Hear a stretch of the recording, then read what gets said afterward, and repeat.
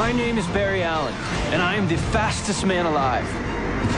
When I was a child, I saw my mother killed by something impossible. My father went to prison for her murder.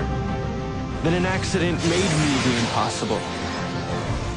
To the outside world, I'm an ordinary forensic scientist, but secretly, I use my speed to fight crime and find others like me. And one day, I'll find who killed my mother and get justice for my father. I am the Flash.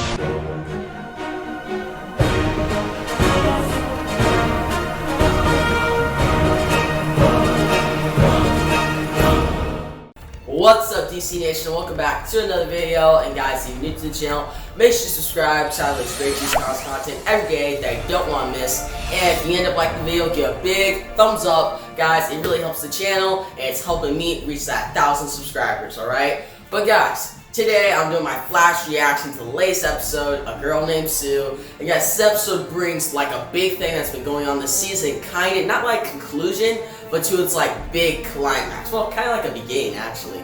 You finally meet Sue Dibney, or Sue Dearborn, who this is actually the wife to Elongated Man in the comics. Which, guys, I like their relationship in the comics. It was really well done. It's one of the best couples in the DC universe. And guys, seeing this, like coming into this episode, I was a little worried because they've been building it up the whole season very well too. And Elongated Man is one of my favorite characters in the show. But I'm like, how are they gonna do Sue Dibney, or Sue Dearborn? I'll just call her Sue Dearborn. But how are they gonna do her? Because like she's like kind of like a wild card of a character. Because like Ralph, he's very funny, but he's also serious because he does detective work, and now he's like the hero. So how is she gonna factor into his life? But guys, he finally finds her in this episode, and they go on a little adventure where they try to like steal this one thing. Now guys, spoiler alert, we find out that she's kind of a criminal. Like she's not really that of a good person. Because they were working together, and they go after this one guy's like diamond thing, and she tries to take it, and they're working very well. You can see they're becoming a couple. And when I was seeing this, I liked their like banter back and forth, and how they're telling each other about something like, oh, I have surprises too, and how like Sue calls Ralph slick. I really like that. That was really well done, and even the actress did a great job. And obviously Ralph was great too. But when they started making them a couple with like Cecile saying, oh, you guys fit together, I'm like, this kind of rushed.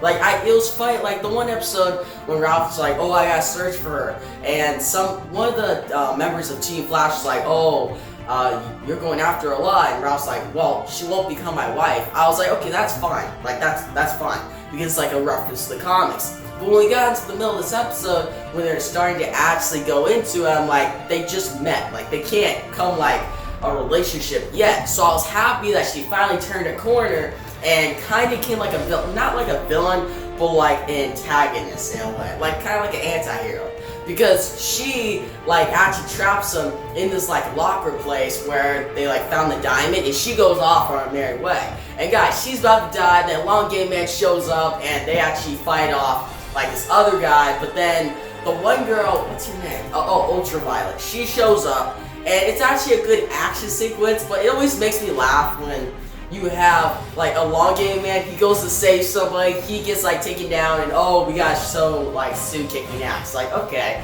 like the action sequence was done well, but like I wish it had been cool to see like Ralph and her against Ultraviolet, like both together. But guys, I like this sequence. We see Ralph, he then sees her go, like Sue, she escapes with the diamond, and Ultraviolet then just disappears. Which one thing I don't get is when they're fighting hand-to-hand combat, but Ultraviolet, she has these powers that can literally like shock somebody and kill them, because Ultraviolet. So why did she not use that against Sue? Like, I guess the action sequence, you gotta make it look cool, put some cool music behind it, it's good. But that was one thing that was kind of like, okay, that kind of doesn't make sense. Like, Ultraviolet's trying to get this diamond, but she doesn't use her ultraviolet powers to fight off Sue. But still, a great sequence, and Flash shows up, saves Ralph, and that was pretty much like their whole thing. Like, we do find out at the end of the episode about something like Sue looking at like the diamond, and something about black hole, which I didn't really get that. I don't know if you guys did, because I didn't look up any videos after this. Like, after watching this episode, I went right to here because I want to make my video. So I don't like really watching videos and then making my video. because I don't feel like it's an honest reaction to you guys. So in the comment section below, tell me what was that ending really? Like, I saw the black hole thing and with like Sue look at the diamond, but what could that mean? Because my theory right now is maybe she's like connected to something in a black hole, she's going after something in a black hole, but I don't really know. But guys, if you could actually go in the comment section below and tell me your theories and tell me what you think will happen with her character in the like upcoming season, the rest of the season, I really appreciate that. But guys, that was pretty much the story. They're pretty much like the main story. But a couple other stories we had, which is like the second main story, which is Iris and Eva McCulloch. Which guys, Eva McCulloch, she was actually a good actress in this episode. She's like kind of going crazy. And I like the whole thing they like brought it back to the particle accelerator 6 years ago in the Flash pilot. That was very interesting. Like I thought they would stop that after Crisis. Like I was like, okay, they're not really going to do that anymore because Crisis happened. But I'm happy they brought that back because it makes total sense. She got set into it and now she's trying to get out. But as we were going along the thing, Iris kept saying, oh, let's try this out. And Ian McCulloch's like, oh, I never thought of that. And I'm like, but you're an engineer and you have all these skills and you tried 1,000 times and you never come to this solution. Like, it's a pretty simple solution. Like, yeah, Iris has fought off like Flash has. Like, Team Flash has fought off Mirror Master back in season 3. I like how they had like that throwback. Iris is like, oh, I learned this. Like, she learned that from that situation. But still, if you were trapped in that mirror world and you tried 1,000 ways to get out, wouldn't you eventually get to that point of just freezing the thing and hoping it cracks? Like, come on. Like, I know it's like hydrogen, it's a little more complicated, but still, she's super smart. They really have a scene where they show Eva McCulloch, like, she's like talking, oh, I tried this. I'm like, oh wow, she's super smart. Man, this must be really hard to get out. But then Iris is like, I got the idea. But guys, I'm happy they didn't go full in like, oh, that's how they get out. So if they did that, it'd be really disappointing because the Mirror World is very interesting and we just started getting into it, which I'll get to like the end of the episode soon. But I would like to see more of that in the upcoming episodes, and happy they didn't just wrap it up here. Because if they would just got out that easy, I'd be like, what's the whole point of that? Because up to like the end of the episode, I was like, okay, this is too simple, it doesn't really make sense, so is Ian McCulloch going to become like a villain? Now, I'm not saying she won't now, like there's still a possibility of that, but with the end of the episode, seeing her like putting the mirrors back into the thing, and she can finally like control the mirror world a little bit, it makes it more interesting, and I'm actually excited to see what they do with her and Iris in the upcoming episodes. Now guys, another thing in the episode, we see evil Iris, she's trying to get like this mirror gun from last season with like Cicada, which that was actually an interesting thing they did last season. I'm happy they brought back. Like Eric Wallace has even been bringing back stuff from like the weaker seasons, like season 4 and 5, but he's making it like better, which is really good. I really like the new showrun. Like Eric Wallace is killing it. But guys, we see her going after this mirror gun, and she runs into Nash Wells. Now, last episode, the best part of that episode was seeing like Nash Wells, like he sees like another Harrison Wells, which that was like the shocker moment. And seeing them like actually kind of go more into that conflict in this episode like right away was perfect. Like I like that they did that. And guys, he talks to Iris and they're both holding secrets. So pretty much we see that Iris, she's talking to Nash, and Iris tells him, oh, I'm trying to look for Nora's book because that's the last thing I have. And I'm like, okay, that's a bunch of bullshit, but it's perfect for this evil Iris. Now, we don't really know if this Iris is really evil yet though, because it's still a possibility that Eva McCulloch is actually the villain. Like she may be like just manipulating everybody, but I'm pretty sure this Iris is like evil. She gets the gun from Barry at the end and she's all smiling. I'm like, that's an evil look. Like, come on, Barry has to figure out soon. Like, I feel bad for Barry, but I also feel like he's kind of like being dumb not to like be like seeing like the red herrings, because like the pancakes last episode, like all the stuff last episode, and even this episode is like more apparent where she's like talking differently and she's like, oh, you can trust me. I'm like, Barry, come on, you've trusted a lot of people who went behind your back, and I get she's your wife, but at least like put a little caution there. Like he does put a little caution at the beginning of the episode, and I could get like Joe talk to him and he's like, hey, we gotta trust our family, we gotta trust Iris, you have to do this, and Joe kind of solved that, which that was like a great scene. I can see where Barry's coming from, but for me personally, I don't like when Barry is just like that character who he always gets like betrayed. Like, come on, make somebody else get betrayed. Like, give Barry a break.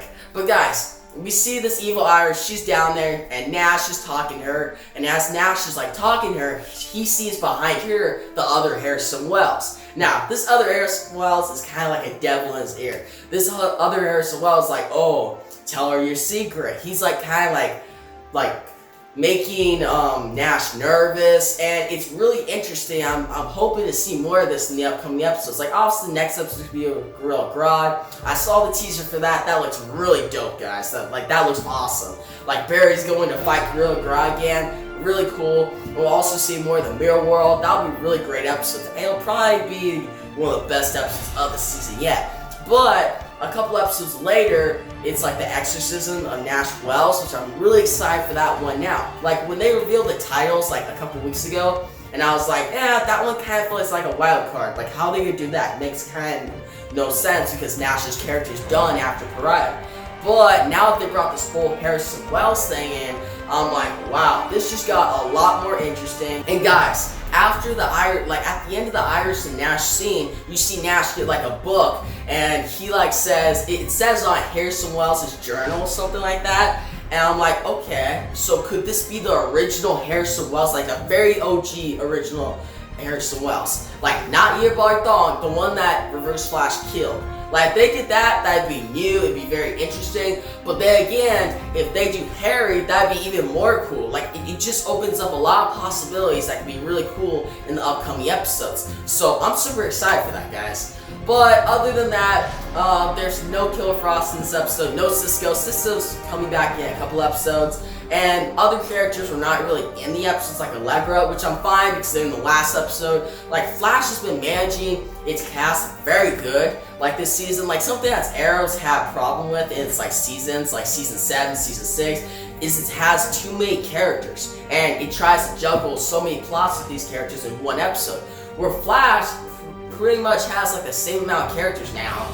But the difference is, it's like splitting up their stories in different episodes. So yeah, we haven't seen Ralph in the past 2 episodes, but this episode makes up for it by showing a lot of him. Where Cisco, we haven't seen the past 2 episodes, but well, this episode and last episode, but the episode before that, we saw a lot about him and Killer Frost. So you get to see a lot of these storylines like play out instead of being split up or very rushed manner. So I like that, like, Eric Wallace and the producers and even like the director is like handling this. Like, they're handling it very well. It makes the story easy to follow, and it's just a great show in general. Like, this is the best The Flash has been for a while. Like, obviously the last episode was a good episode, but that was a Valentine's Day episode, and that was kind of like it's a different from the normal. Like, I know some people are like, oh, Flash is not good again. I'm like, okay, come on. You can't determine that by just one episode. Like, obviously this episode got back on track. It wasn't as good as like the mid-season premiere, but it was still a really great episode, and I like where they're going with the story. And guys, the recent announcement, like the set photos seeing Godspeed and Pied Piper for upcoming episodes, it just makes me super excited for this season, and I like where they're going. So yeah, guys, overall, I'm gonna give this episode an 8.3 out of 10. Definitely recommend it. Go check it out. And guys, the next episode, we got Gorilla Grodd. We haven't seen him in a while. Well, last season with like King Shark, but we haven't seen like a Flash versus Gorilla Grodd like centric story in like a while. Like, since season 3 with the whole attack on Central City and attack on Gorilla City, like 2-parter. And I know this one's gonna kind of be a 2-part. I hope it doesn't really rip off that one. So far by the trailer, it looks different, but I hope it's like really different, but still cool. But guys, in the comment section below, tell me what you thought about this episode. Did you love it? Did you hate it? Are you excited about the Mirrorworld? Are you excited about where like Sue Dibney or Sue Dearborn and Ralph Dibney's relationship goes? And are you just excited for the Flash in general? Leave those comments in the comment section below. And if you like the video, give a big thumbs up. And count me up, bro. Subscribe to the channel. It's great content every day that I don't want to miss. Alright guys, that's the video. Peace out.